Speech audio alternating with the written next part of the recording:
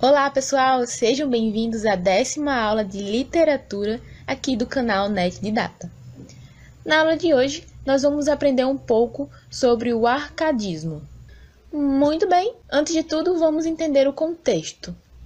Bom, sabemos que o arcadismo se desenvolveu ali mais ou menos no século XVIII. E esse século foi um século de muitos acontecimentos importantes, que nós vamos ver agora. Bom, e aí o arcadismo se desenvolveu ali na Europa, mas depois alcançou lugares como, por exemplo, o Brasil.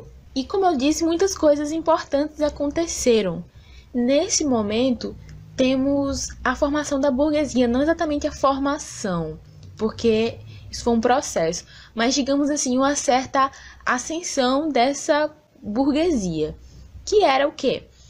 Era uma nova classe social que ia enriquecendo com o desenvolvimento do comércio, tá? E aí essa classe se torna mais consistente, mais, digamos assim, fortalecida após a Revolução Francesa, que eu vou falar sobre ela já já. Outra coisa muito importante também foi o desenvolvimento do iluminismo, o surgimento das ideias iluministas. Bom, o iluminismo começou a se formar mais ou menos aí no século XVII e era um movimento que era formado por diversos intelectuais e que criticava vários aspectos da sociedade, especialmente o aspecto religioso, porque havia uma forte crítica ao teocentrismo. O iluminismo buscava combater o teocentrismo com a razão, valorizavam muito o uso da razão e o pensamento crítico. Para alguns filósofos iluministas,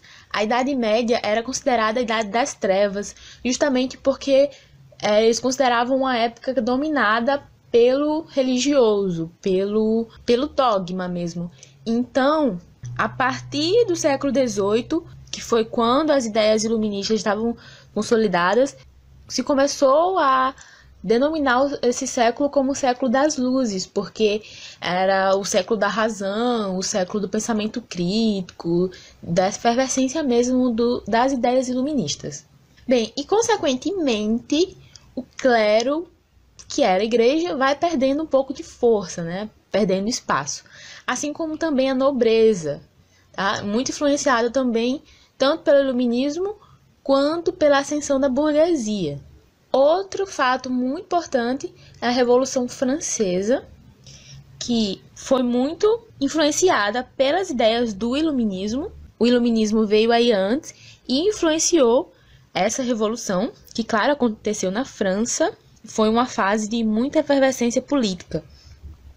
E a burguesia participou intensamente nessa revolução. Na verdade, teve um papel fundamental. E essa revolução aconteceu principalmente porque a burguesia lutava por liberdade econômica e a separação aí da igreja. Foi mais ou menos isso. Não posso me deter muito aqui na questão histórica, porque acaba virando uma aula de história e não uma aula de literatura.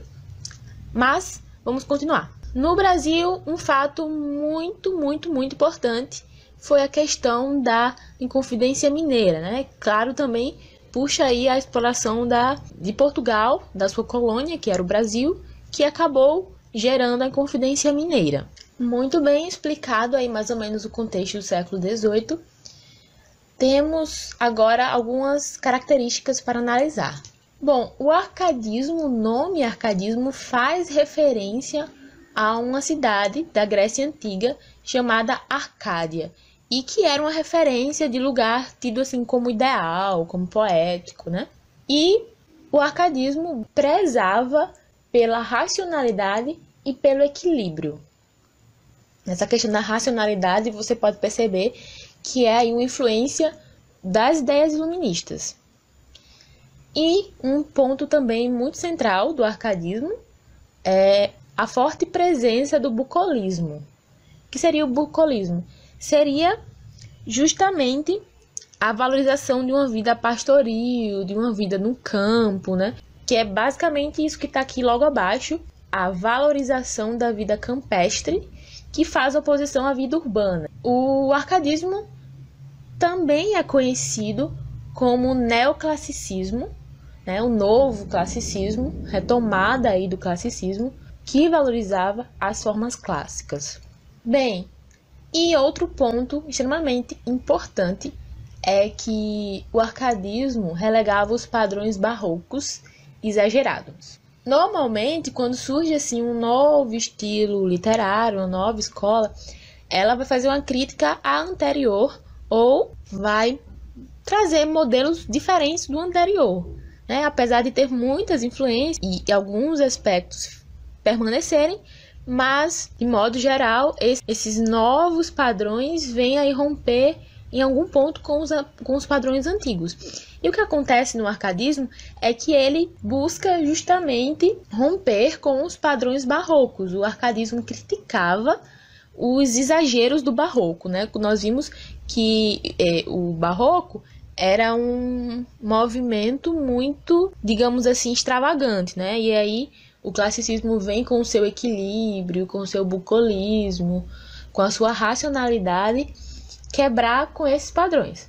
E aí, como eu falei dessa valorização do campo e tudo mais, temos também a representação da natureza, é uma característica muito forte da arte no geral, da arte dessa fase, né? E vem justamente completar a questão da vida no campo, que é muito repleta, né, de natureza, da vida natural. Então tem essa valorização da natureza também. E através dessa representação da natureza, eles buscavam apresentar uma perfeição, né? Buscar uma perfeição que eles acreditavam estar na própria natureza. E com isso também eles buscavam ter padrões simples, não coisas, digamos assim, não apresentam complexidade no sentido artístico, mas simplicidade fazendo oposição ao exagero que a arte barroca tinha nesse sentido, tá? Essa simplicidade aqui não quer dizer pobreza artística. Bom, o arcadismo também tinha muito essa questão do uso das frases latinas, como por exemplo a frase carpe diem, latina, né, que significa mais ou menos aproveite o momento, aproveite o dia, e também o uso de pseudônimos, ou seja, os autores utilizavam nomes falsos, né, nomes que não eram os seus nomes reais. E nesse sentido temos uma mulher idealizada, né, um amor também bem idealizado, não muito físico, não muito carnal, mas essa questão idealizada mesmo. Bom, acredito que essas são as características mais significativas do arcadismo. Então vamos prosseguir. O que nos interessa aqui mais é o arcadismo português e o arcadismo brasileiro, porque aí é a representação na língua portuguesa. E vamos começar pelo arcadismo português. Nesse contexto de Portugal, temos aí uma reconfiguração cultural e econômica que a sociedade portuguesa estava vivendo. A atuação do Marquês de Pombal, que realizou muitas reformas em Portugal, ficaram conhecidas como reformas pombalinas, né? Ele foi um político muito atuante, foi responsável por, entre várias coisas, por reformar o sistema educacional de Portugal, expulsar os jesuítas, tirar o papel da educação que era atribuída aos jesuítas, e também ajudou a reconstruir Lisboa, depois que ela passou por um terremoto e começou a viver uma situação assim meio complicada. Bem, e aí o início do arcadismo se deu basicamente com a criação da Arcádia Lusitana, que era uma espécie de reunião de intelectuais que buscavam combater os padrões barrocos, né?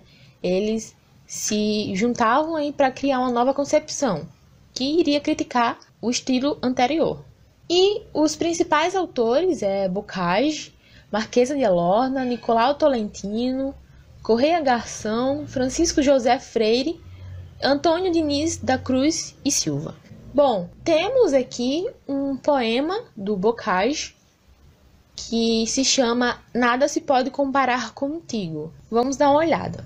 Ele diz assim: o ledo passarinho que gorjeia da alma exprimindo a cândida ternura, o rio transparente que murmura e por entre pedrinhas serpenteia, o sol que o céu diáfano passeia, a lua que lhe deve a formosura, o sorriso da aurora alegre e pura, a rosa que entre os zéfiros ondeia, a serena, amor à primavera, o doce autor das glórias que consigo, a deusa das paixões de Citera.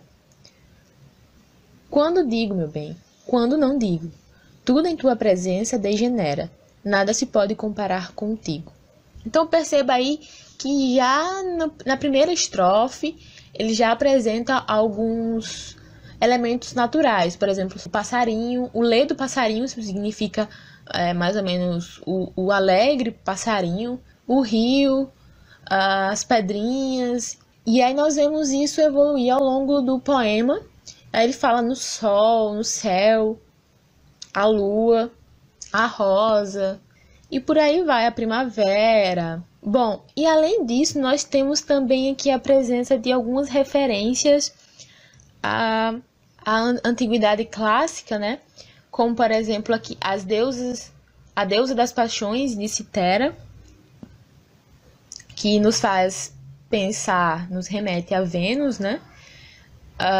Temos aqui também Citera, que é uma ilha grega. Vemos aí essa referência. E o que nós vemos também nesse poema é a apresentação de um amor idealizado, ou pelo menos de um amor mais idealizado do que material, carnal. E esse eu lírico faz jus ao título do poema, Nada se pode comparar contigo.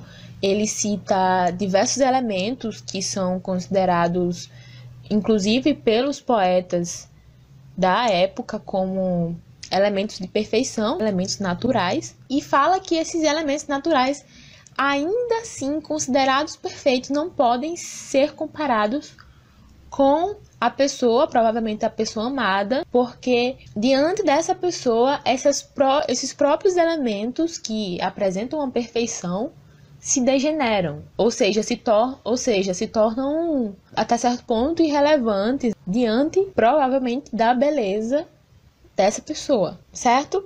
Então, é isso.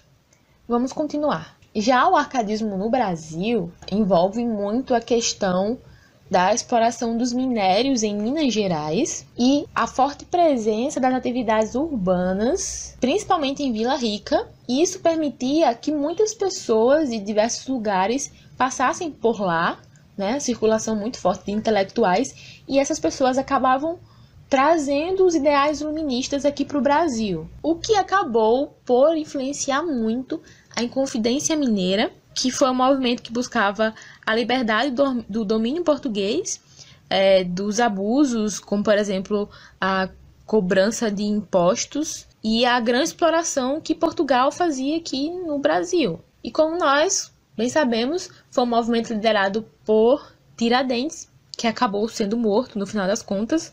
E aí temos aqui no Brasil a criação da Arcádia Ultramarina, que se localizou em Vila Rica.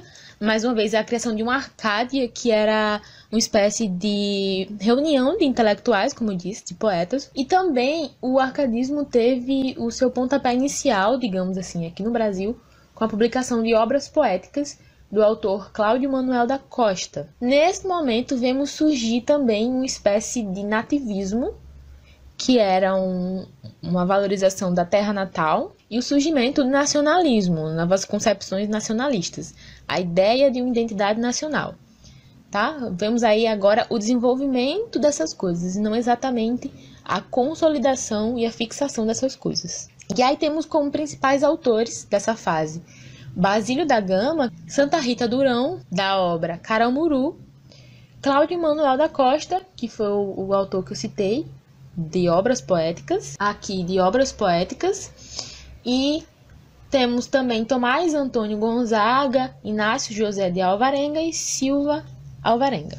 Pois bem, temos aqui um poema de Cláudio Manuel da Costa, que costumava usar o pseudônimo de Glauceste Saturnio. Temos aqui o seu soneto 14, que diz assim: quem deixa o trato pastoril amado, pela ingrata civil correspondência, ou desconhece o rosto da violência, ou do retiro a paz não tem provado. Quem bem é ver nos campos transladado, no gênio do pastor o da inocência, e que mal é no trato e na aparência ver sempre o cortesão dissimulado. Ali respira amor, sinceridade. Aqui sempre a traição seu rosto encobre. Um só trata a mentira, outro a verdade. Ali não há fortuna que só sobre. Aqui quanto se observa é variedade. Ó ventura do rico, ó bem do pobre. Muito bem, vemos aqui nesse poema que o eu lírico exalta a vida no campo, enquanto tenta mostrar que a vida urbana não vale a pena em relação à vida pastoril, a vida no campo. É tanto que ele fala aqui na primeira estrofe que quem deixa o trato pastoril amado, ou seja, quem deixa a vida pastoril pela ingrata civil correspondência, né, pela vida civil, pela vida urbana, ou desconhece o rosto da violência, ou não conhece as violências que existem nesse contexto, ou não conhece a paz, né? Ou do retiro a paz não tem provado. Então o que ele diz é que quem troca a vida no campo pela vida na cidade não conhece nem a violência nem a paz, porque se conhecesse a violência e a paz, não deixaria o sossego da vida no campo pela violência que existe nos centros urbanos. Então, o que nós vemos aqui também é essa crítica à vida urbana que também existia no arcadismo, muito forte, né? Não só a valorização do campo, mas também essa crítica. Também vemos aí muitos elementos que nos remetem à vida campestre, à natureza, e também exalta a questão de que na vida do campo, o homem desse contexto, né, o homem camponês é um ser não só pacífico, porque vive num contexto de paz, mas também inocente, puro, né? Ele fala aqui no gênio do pastor, o da inocência. Enquanto ele personifica assim, o cidadão, né, civil como dissimulado. Então, a todo momento, ele tenta desvalorizar a vida na cidade e valorizar a vida campestre. E é isso. Assim terminamos mais um vídeo. Nós falamos um pouco sobre o arcadismo, né? Um movimento aí que aconteceu em meados do século XVIII. Trazia uma forte crítica aos padrões barrocos, uma forte crítica também à vida urbana e uma valorização da vida campestre, da natureza. Buscava o equilíbrio, né, justamente fazendo oposição ao barroco, que era muito extravagante, e essa preocupação pela busca da perfeição através da representação da natureza. Então, é isso. Espero que você tenha gostado, que você tenha aprendido. Não se esqueça de deixar o seu like, isso é muito importante para nós aqui do canal, para que esse canal continue evoluindo. Se você não é inscrito, não deixe de se inscrever, assim você pode receber as nossas novas aulas. Não deixe também de comentar aqui se você gostou, se você não gostou, de deixar alguma crítica, alguma sugestão também. E é isso. Ficamos por aqui. Até a próxima e tchau, tchau!